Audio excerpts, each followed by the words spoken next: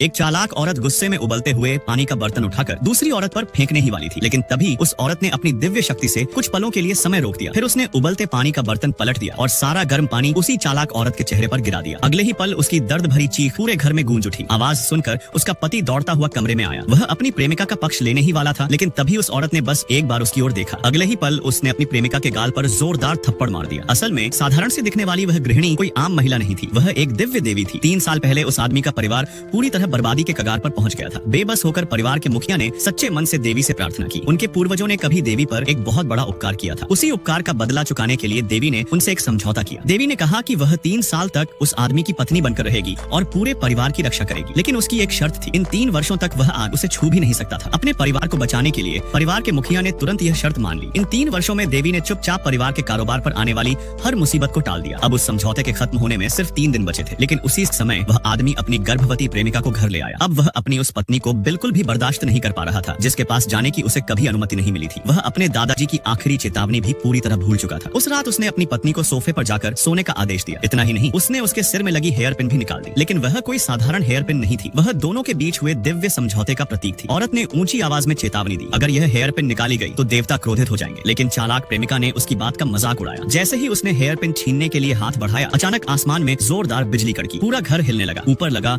भारी झूमर तेजी से झूलने लगा, मानो किसी भी क्षण नीचे गिर जाएगा। यह भयानक दृश्य देखकर दोनों के चेहरों का रंग उड़ गया। आगे क्या होगा जानने के लिए पार्ट 2 देखें।